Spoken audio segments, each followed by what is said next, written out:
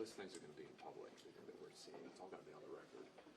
So the confirmation process is his chance to respond and lay out his vision for the department. So I think we need it. Would you like to see the House Ethics Report? You know, my view on this is that we're going to have access to everything we need. I mean, we're going to, I'm reading what you all are writing in the press. I mean, it's all going to be, I was saying last week, I thought that anything relevant would show up in the FBI background report. I now think it's going to show up in the press everywhere. I don't think this will be a matter of we don't have enough information.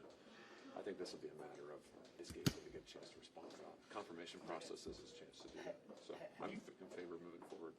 Have you met with the president? Have you heard from the president, President Trump, that is, about Gaetz? I talk to the president all the time. I mean, about Gaetz specifically. I never read out my conversations with him, but I'm safe in saying that President Trump would like to see him have his confirmation hearing and get a shot, and I think that's the right forum to address. I mean, how else is he going to, as I was just saying, all of these various allegations they're already in the press. I assume there'll be more. I mean, I assume everything will eventually be in the press, because this will be, like 2 months from a confirmation hearing. His chance to respond will be a confirmation hearing. So, do you plan to meet with Gaetz? I've already talked to him. You did? Yeah. And what was that like?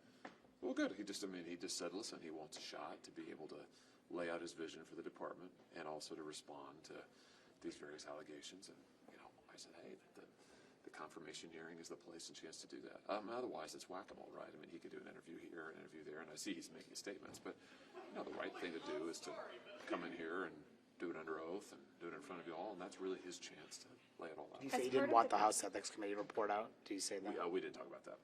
As part of the committee's investigation, would you insist on seeing an FBI background check? Oh, I assume there would be one. I think we do one I think it's standard to do one for everybody. There's been some discussion about not doing one, so if there weren't one, would you insist on seeing one? Well, this goes back to, I don't think we're going to have any lack of information. I assume we're going to get, based on just the course of the last Tuesday, the last 5 days, I mean, it's not as if we're not seeing information. It's going to be, there's gobs of it already out in the press. I mean, heck, you guys have probably read the House report. I mean, the way this is going, I assume it's going to all show up in the press. And so I'm not a member of the House. But my working assumption is by the time we get around to voting on this potentially, there's going to be no shortage of info, allegations, etc.